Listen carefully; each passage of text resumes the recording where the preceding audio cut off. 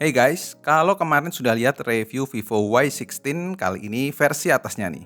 Vivo Y22 dengan harga mulai dari 2.399.000. Jadi dengan harga 2 jutaan, apa saja sih yang dikasih Vivo di Vivo Y22 ini?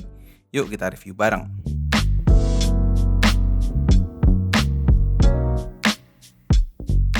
Yang paling saya sorotin pertama jelas di sisi kamera.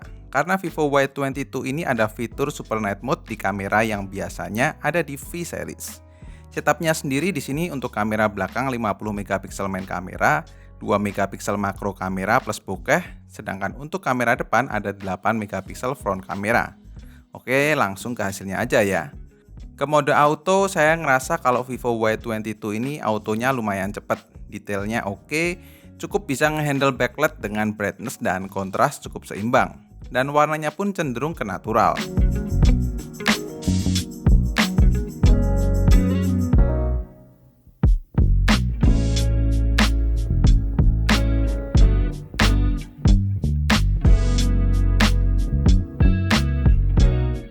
di mode portrait, separasi blurnya lumayan rapi untuk smartphone di kelas 2 jutaan. Asal di kondisi yang cukup cahaya. Detailnya juga oke, warnanya juga saya suka, nggak terlalu over saturated.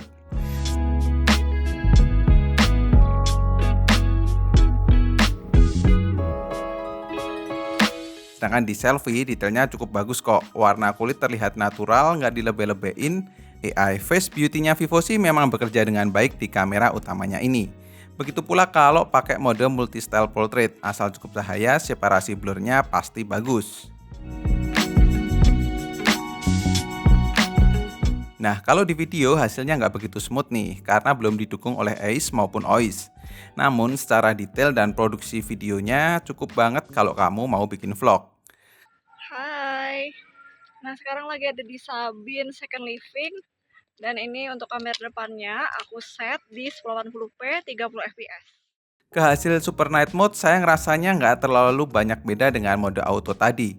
Cuman memang kalau pakai mode ini detailnya makin bagus, lebih terang sedikit dan warnanya jelas lebih terlihat daripada pakai mode auto. Begitu pula di Super Night Selfie-nya, hasilnya juga kurang lebih sama dengan detail yang lebih bagus. Tentunya kalau pakai mode malam seperti ini harus stay dulu beberapa detik supaya hasilnya nggak blur. Itu hal pertama yang paling saya sorotin. Cuman selain itu, performa yang dikasih juga oke untuk di kelasnya. Experience penggunaannya nyaman karena punya RAM 4GB plus 1GB secara default. Cuman infonya, besok awal Oktober bakal ada update jadi 4GB plus 4GB. Terus yang varian 6 plus 6GB akan coming soon akhir September ini. Mantep banget kan? UI-nya sendiri menggunakan Vantage OS 12 berbasis Android 12 juga. Jadi buat yang sudah menggunakan Vivo sebelumnya, pakai Vivo Y22 ini pasti nggak kesusahan. Security-nya ada Ultra Fast Side Fingerprint dan Face Unlock, di mana keduanya ini punya respon yang cepat yaitu 0,2 detik, jadi mau pakai fingerprint atau Face Unlock sama-sama enaknya. Gimana kalau buat main game? Secara kan performanya ditopang SoC MediaTek Helio G85 dengan Antutu nyampe di 216 ribuan. Terus baterainya sendiri 5000 mAh plus Vivo Energy Guardian yang berfungsi untuk mengoptimalisasi daya smartphone menjadi lebih tahan lama. Selain itu juga adanya Ultra Game Mode di Vivo Y22 ini juga menambah banyak fitur yang bikin experience main game kalian jadi makin asik. Nah oke, kita lanjut cobain untuk yang game pertama nih, ada PUBG Mobile. Saya masih dapat settingan SD High atau kalau mau lebih nyaman pakai Smooth Ultra aja. Nah, di settingan Smooth Ultra ini gameplaynya lancar, smooth dengan rata-rata FPS di 39 FPS dan nyaris nggak ada frame drop. Namun gironya delay nih.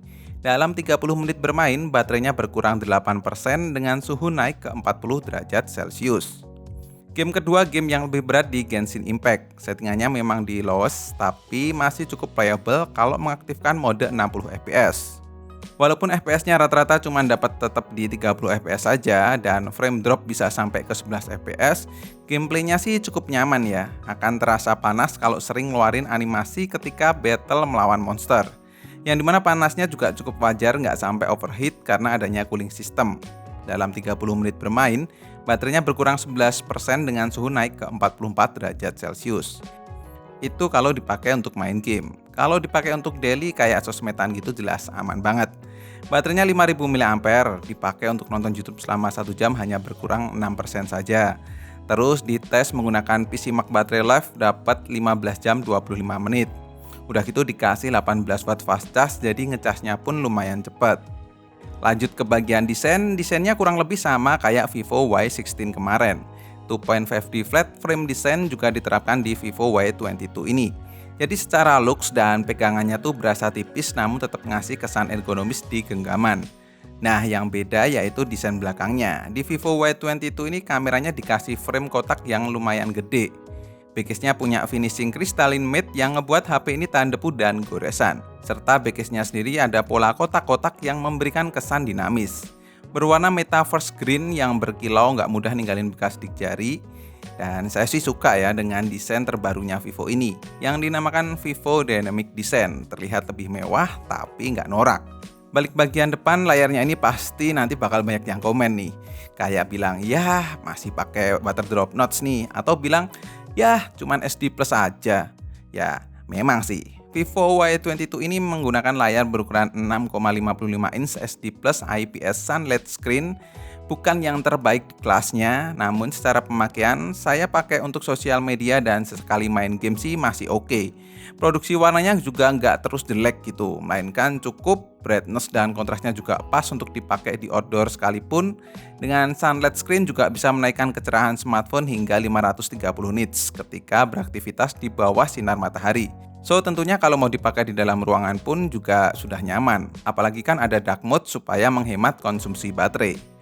Dan kalau ngomongin soal sertifikasinya, Vivo Y22 ini punya IP54 Splash Waterproof dan Dustproof yang memberikan ketahanan apabila terkena percikan air dan debu. Dan soal durability-nya, Vivo udah tahan drop test sampai 32.000 kali. Suhu ekstrim hingga minus 40 derajat Celcius, 6.000 kali colok cabut port USB Type-C, dan 6.500 port headset. Kesimpulannya, Vivo Y22 ini tuh ngasih beberapa poin yang menurut saya masih rekomen buat kamu beli. Seperti prosesor Helio G85 yang mumpuni buat main game. Walaupun nggak yang sampai berat banget, tapi masih oke banget buat konsumsi daily. Terus kamera 50 megapiksel bisa diandelin buat jepret momen dengan kualitas cukup oke.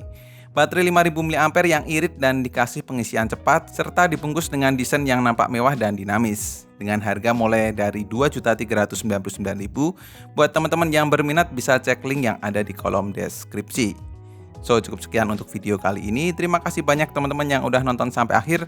Koko undur diri dan kita ketemu lagi di video selanjutnya.